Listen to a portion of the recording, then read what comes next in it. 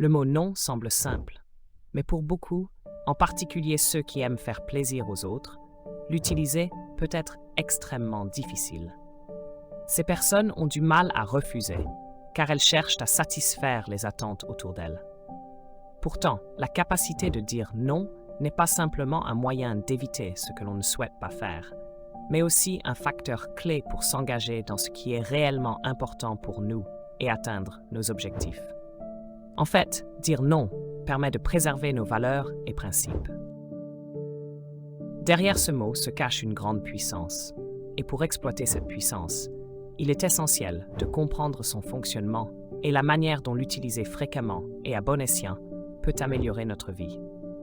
Si l'on part du principe que nous disposons d'une certaine liberté de choix, chaque décision peut se résumer à un jeu entre deux mots, oui et non. Dire oui à une chose revient inévitablement à dire non à une autre. Ainsi, lorsque nous disons non de manière intentionnelle, cela renforce notre engagement à un certain oui. Dans ce cadre, s'engager signifie décider de se concentrer sur une tâche précise et y rester fidèle pendant un certain temps, voire pour la vie. Un exemple typique est l'engagement dans le mariage. Dire oui au mariage implique de dire non à l'infidélité. Pour beaucoup, dire non à l'infidélité n'est pas un défi, mais pour d'autres, cela peut représenter un véritable sacrifice. Quoi qu'il en soit, ce non constant permet de savourer quelque chose de précieux, souvent sacré dans de nombreuses cultures, le lien profond entre deux personnes, un lien qui peut être d'une grande beauté. Cependant, le célibat aussi peut être une voie merveilleuse. Pour certaines personnes, la liberté, le temps passé seul et le fait de ne pas avoir à prendre en compte les besoins d'autrui sont vus comme sacrés. Pour maintenir ce mode de vie, il faut également dire non, non seulement aux relations romantiques, mais aussi aux normes sociales. Le pouvoir du non est le pilier qui soutient ce que nous considérons comme sacré. Lorsque ce pilier s'effondre, le sacré disparaît. C'est pourquoi, si Adam et Ève avaient su utiliser la force du non, ils auraient peut-être laissé la pomme tranquille et continué de vivre dans le paradis. Le péché originel reflète ce que beaucoup d'entre nous font encore. Incapables de dire non aux plaisirs immédiats, nous détruisons ainsi nos chances d'obtenir ce que nous voulons vraiment à long terme.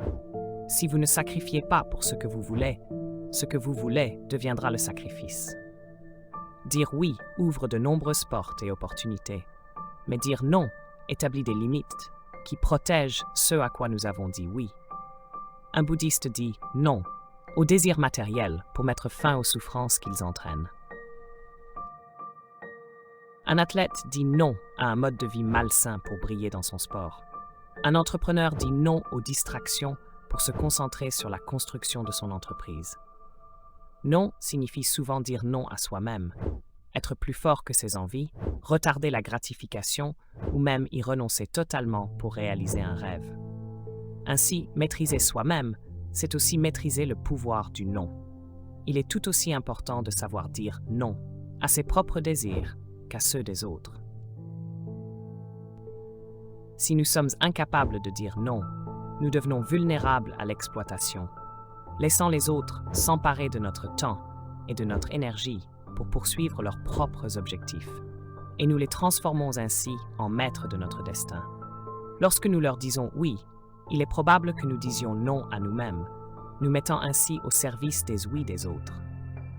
Nous abandonnons alors nos propres rêves pour accomplir ceux des autres, ou nous aidons quelqu'un, non pas parce que nous le souhaitons vraiment, ni parce que cela correspond à nos valeurs, mais simplement parce que nous n'avons pas pu dire non. Dire non aux autres n'est pas facile. Nous sommes souvent éduqués à suivre les opinions des autres, à répondre à leurs attentes, à marcher avec la foule et à sacrifier nos propres besoins pour les autres. De plus, il se peut que nous ayons déjà expérimenté une résistance lorsque nous avons dit non sous forme de dispute ou même de colère. Les autres peuvent devenir froids ou menacer de mettre fin à la relation si nous ne répondons pas à leurs demandes. Mais veut-on vraiment conserver une amitié basée sur l'exploitation uniquement par besoin d'être aimé ou poursuivre une relation toxique par peur de la solitude? Cela peut sembler illogique, mais la peur d'être détesté ou abandonné est souvent la raison pour laquelle tant de personnes hésitent à dire non. Cependant, ceux qui tiennent réellement à nous respecteront notre non, tandis que ceux qui nous manipulent disparaîtront. Ainsi, le non devient un excellent filtre pour nos relations. Cependant, l'inconvénient du non est le malaise, la douleur et parfois même la culpabilité qu'il peut susciter. Pourtant, si nous n'acceptons pas ces inconforts, les conséquences à long terme peuvent être bien plus graves. Il ne s'agit pas seulement de voir nos limites personnelles être bafouées, notre temps gaspillé ou nos besoins négligés. Nous risquons aussi de devenir amers, ressentant de l'hostilité envers les mêmes personnes que nous cherchons à satisfaire. Nous pouvons commencer à nourrir de la colère envers ceux qui semblent prendre le contrôle de notre vie. Et quand nous réalisons qu'ils y parviennent uniquement parce que nous l'avons permis, cette colère se retourne contre nous-mêmes. Cela se produit également lorsque nous faisons constamment les mauvais choix, incapables de dire non à des décisions futiles, et peu à peu, nous glissons vers une existence que nous ne souhaitons pas. C'est là le résultat d'avoir dit oui trop souvent, sans jamais offrir un seul oui à ce que nous voulons réellement, profondément. Avec le temps, nous comprenons que la seule façon de briser ce cycle est d'embrasser la force du non.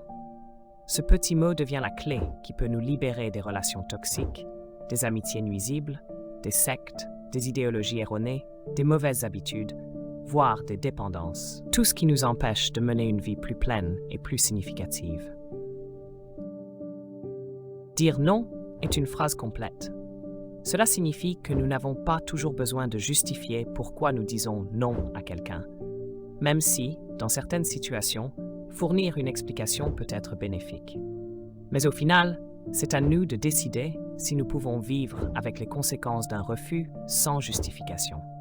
En grandissant, nous avons le droit de dire non, peu importe la réaction de l'autre. C'est le privilège qui vient avec la responsabilité de nos propres actions. Dans un monde rempli de chaos, nos actions sont la seule chose que nous pouvons réellement contrôler. Alors, pourquoi laisserions-nous quelqu'un d'autre s'approprier ce pouvoir? Après tout, il s'agit de notre vie, de nos décisions, et nous sommes les seuls à avoir le droit de la diriger. Merci d'avoir suivi cette vidéo jusqu'au bout. Si vous l'avez trouvée utile, n'oubliez pas de liker et partager pour diffuser ce message important. Et abonnez-vous à la chaîne pour ne rien manquer des prochains contenus. Ensemble, diffusons le pardon et l'amour dans nos vies. À très bientôt dans une nouvelle vidéo.